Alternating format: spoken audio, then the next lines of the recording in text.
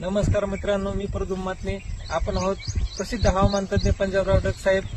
Duck साहेबांनी सांगितलं होतं 21 जुलै 2025 पासून बऱ्याच भागात पाऊस चालू होईल.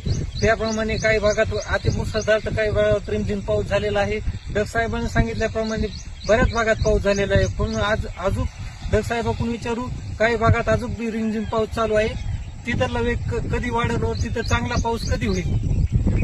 नमस्कार. आज आहे 26 जुलै 2025. तर आजपासून तर परत एक खास करून शेतकऱ्यांसाठी अंदाज देणार आहे. तर खास करून काय करू तर आपण सुरुवात उत्तर महाराष्ट्राकडे करू. काय झालं, उत्तर महाराष्ट्राकडे काही भागामध्ये पाऊस पडलेला नाही. तर उत्तर महाराष्ट्रातल्या शेतकऱ्याला सांगू इच्छितो की 26, 27, 28, 29 जुलैपर्यंत नंदुरबार जिल्हा, धुळे जिल्हा, नाशिक जिल्हा, चाळीसगाव तालुका, तिथे रावेर, चोपडा, जळगाव जिल्हा, त्याच्यानंतर येवला, नाशिक या भागामध्ये म्हणजे 26, 27, 28, 29 पर्यंत चांगला जोराचा पाऊस पडणार आहे. शेतातून पाणी बाहेर निघणार आहे म्हणून हा अंदाज उत्तर महाराष्ट्रातल्या शेतकऱ्यांना लक्षात येतो. त्याच्यानंतर काय झालं की पश्चिम महाराष्ट्रामध्ये सोलापूर जिल्हा, सांगली जिल्हा, अहिल्यानगरचा काही भाग या भागामध्ये पाऊस पडलेला नाही. तर आज 26 तारखेला म्हणजे आज अहिल्यानगर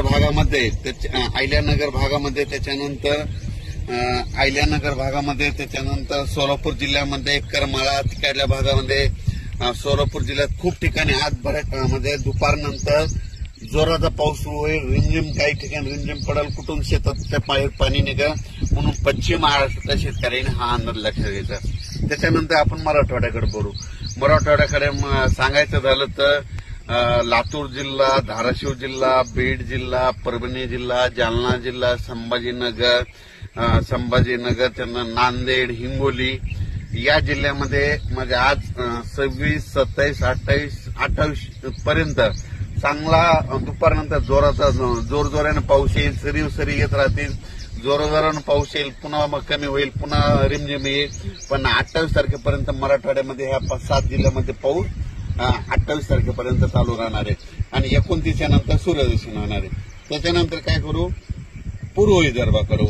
पूर्व विदर्भामध्ये वर्धा, नागपूर, भंडारा, अमरावती, अकोला, बुलढाणा, त्याच्यानंतर वाशिम, यवतमाळ या भागामध्ये 26, 27, 28, 29 तारखे 1-2 तारखेपर्यंत ह्या पट्ट्यामध्ये पूर्व विदर्भामध्ये ह्या भागामध्ये पाऊस असणार आहे म्हणून हा अंदाज लक्षात येतं. विदर्भातला पाऊस जरा 1-2 तारखेपर्यंत तिकडे मुक्कामात राहणार आहे म्हणून विदर्भातल्या शेतकऱ्यांनी हा अंदाज लक्षात येतात. थोडंफार काय होईल 28-29 नंतर ऊन पडेल, पण थोडा पाऊस विदर्भात ते चालूच राहणार आहे म्हणून हा अंदाज लक्षात येतात. त्याच्यानंतर काय सांगायचं झालं तर पूर्व विदर्भ, पश्चिम विदर्भ, दक्षिण महाराष्ट्र, उत्तर महाराष्ट्र, कोकणपट्टी, खानदेश सगळीकडे आज म्हणजे असा रिमझिम पाऊस सुरू होईल. कुठं जोरात येईल, पुन्हा कमी होईल, पुन्हा जास्त होईल, पण हा पाऊस पडतच राहणार आहे. आणि कोकणातला पाऊस मात्र जोरानं पडणार आहे हे म्हणून लक्षात घ्यायचं. आणि योगायोगानं आज मी जात आहे करमाळ्याकडे जात आहे, म्हणजे झरेला जात आहे. झरेला एक प्रोग्राम आहे, त्या झरेकडे जात असते. तर त्या करमाळा तिकडल्या भागामध्ये पाऊस पडलेला नाही.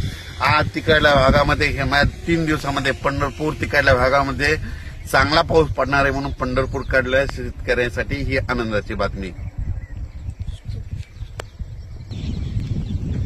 तसेच काय झालं, अहिल्यानगर भागातले मला शेतकऱ्याची फोन आले की आमच्या इकडे पाऊस नाही.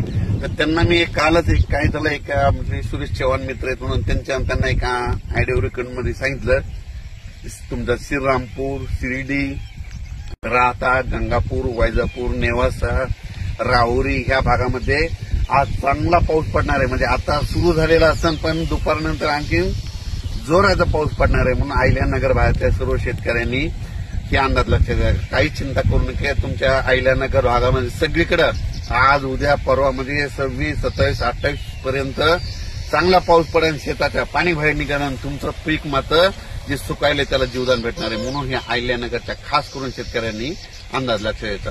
लातूर जिल्ह्यात 3 दिवस झाला पाऊस चालू आहे, धाराशिवला चालू आहे. म्हणजे सांगायचं झालं हा सगळीकडे पाऊस चालू आहे. फक्त पडला नव्हता फक्त अहिल्यानगर भागात, रावेर इकडे, चोपडा, यावल त्या भागामध्ये नव्हता, तिकडे देखील पाऊस सुरू झालाय. म्हणून राज्यात आणखी 28 तारखेपर्यंत आहे. त्याच्यानंतर 29 तारखेला सूर्यदर्शन होईल काही काही भागामध्ये.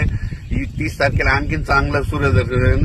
त्याच्यानंतर 11-12 ऑगस्ट पर्यंत पुन्हा हवामान कोरडं राहील. म्हणजे काय होईल, 10 दिवस विश्रांती देईल. शेतकऱ्यांनी काय करायचं, ऑगस्टच्या 10 पर्यंत तुम्ही तुमची शेतीची कामे करून घ्या.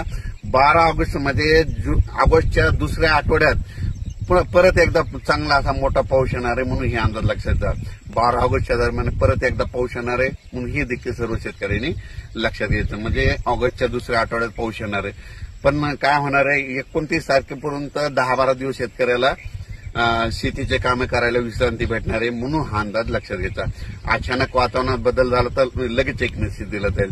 मी जात आहे करमाळ्याकडे, आणि करमाळ्याकडे जात असताना या धारूरच्या घाटामध्ये या तळ्यांपासून हे अंदाज देत आहे. धन्यवाद.